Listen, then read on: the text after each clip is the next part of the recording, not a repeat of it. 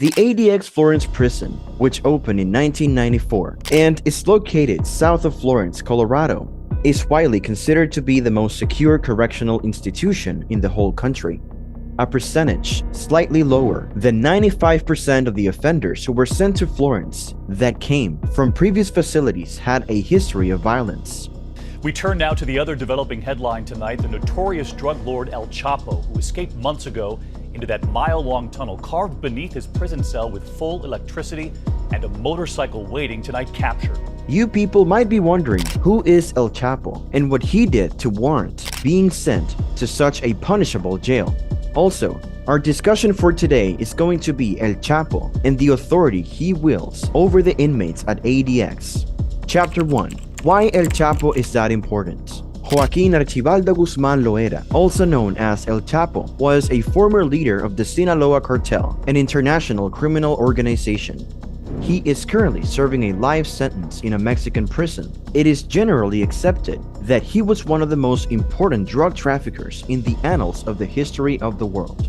Guzman was born into a poor farming family in Sinaloa and spent his childhood there. He was physically abused by his father and later followed in his footsteps into the drug trade by assisting his father in the cultivation of marijuana for local traffickers. By the late 1970s, Guzman had begun to collaborate with Héctor Luis Palma Salazar, one of the country's leading drug lords. He aided Salazar in plotting out how to get cocaine from Sinaloa to the US.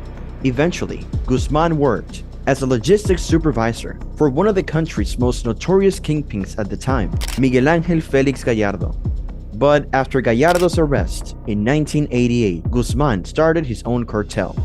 Guzman directed systems whereby vast amounts of cocaine, methamphetamine, marijuana, and heroin were created, transported into, and distributed throughout the United States and Europe, the world's major users. He achieved this by pioneering the use of distribution cells and long-range tunnels near borders, which enabled him to export more drugs to the US than any other trafficker in history.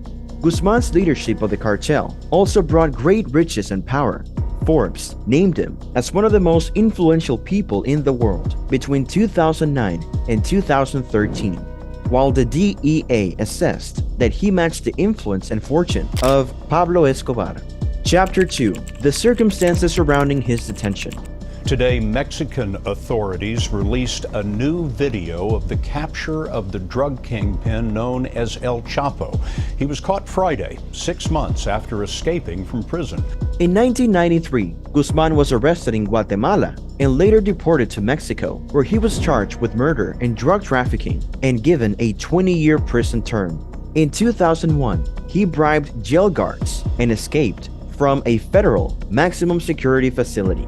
A total of $8.8 million was offered by the governments of Mexico and the US for information leading to his apprehension after he went into hiding there, and he was finally apprehended in Mexico in 2014. In 2015, he avoided being formally sentenced by tunneling out of his cell with the help of accomplices.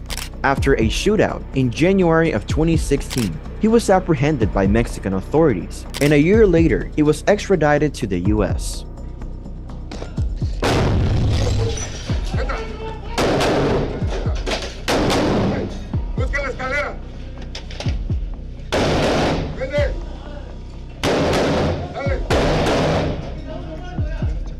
He is currently serving a life sentence at ADX Florence in Colorado after being found guilty of many offenses linked to his leadership of the Sinaloa Cartel in 2019. Chapter 3. ADX's origin story. According to the Washington Post, the concept of ADX was conceived after the assassination of two correctional officials on October 22nd of 1983 at the Marion Federal Prison in Illinois, which was at the time the safest federal prison in the US.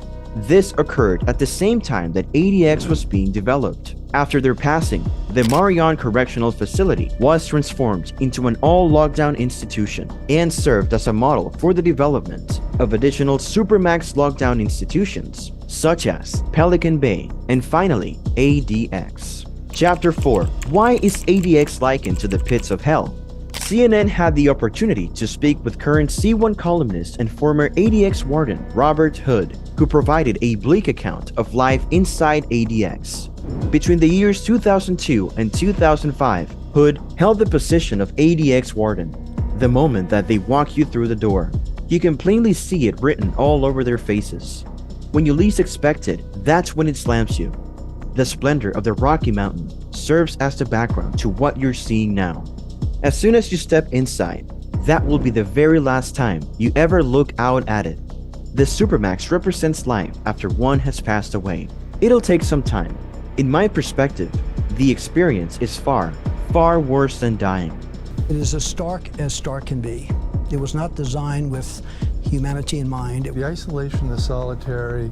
To me, it's life after death. Chapter 5: The Rules That Are Enforced in ADX Jail.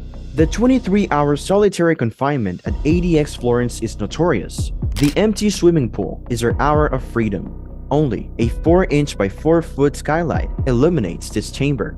It keeps prisoners from knowing where they are, and they spend this time alone. El Chapo is living in a prison where he cannot interact with each other on the premises for at least 3 years. Good behavior can lead to additional outside time and a return to a less secure jail. Concrete desks, stools, and beds are the only cell furniture. Showers are timed and toilets are shut off if clogged. Mirrors, lights, radios, and televisions are privileges dependent on the behavior and are rarely given.